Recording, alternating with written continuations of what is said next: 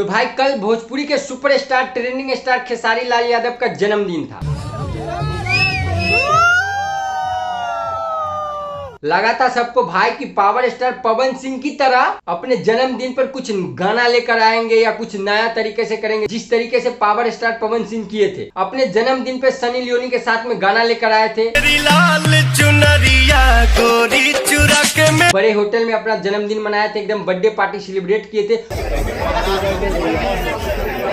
और royal car दिखाते हैं अपने जन्मदिन पर।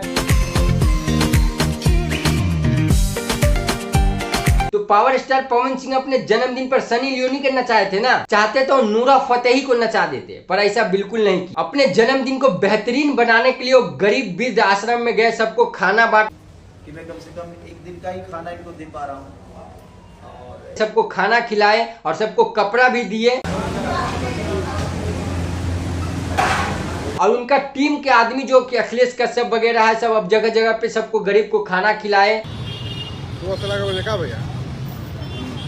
और भी चीज जगह जगह पे जहाँ जहाँ था सब अपने अपने तरीके से किए। क्या बात कर रहे हैं? तो इसे कहते हैं भाई real hero. I am king, था, हूँ और रहूंगा। ऐसे ही थोड़ी ना खेसारी लाल यादव का दुनिया दीवाना है भाई।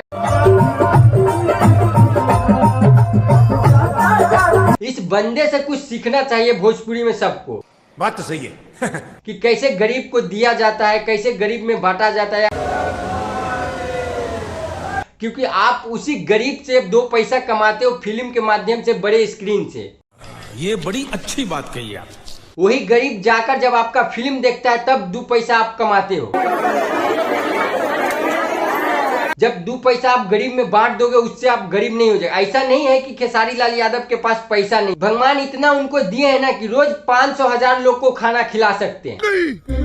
मैं नहीं मानता। बाकी जो काम खेसारी लाल यादव ने किए हैं अपने जन्मदिन पर, इनसे भोजपुरी के बड़े बड़े स्टार को सीख लेना चाहिए भाई। बाकी ये वीडियो देखने के लिए आप लोग को बहुत बहुत धन्यवाद। आप लोग अगर नए हो हमारे चैनल पर तो प्लीज सब्सक्राइब जरूर कर दिए। जब तक के लिए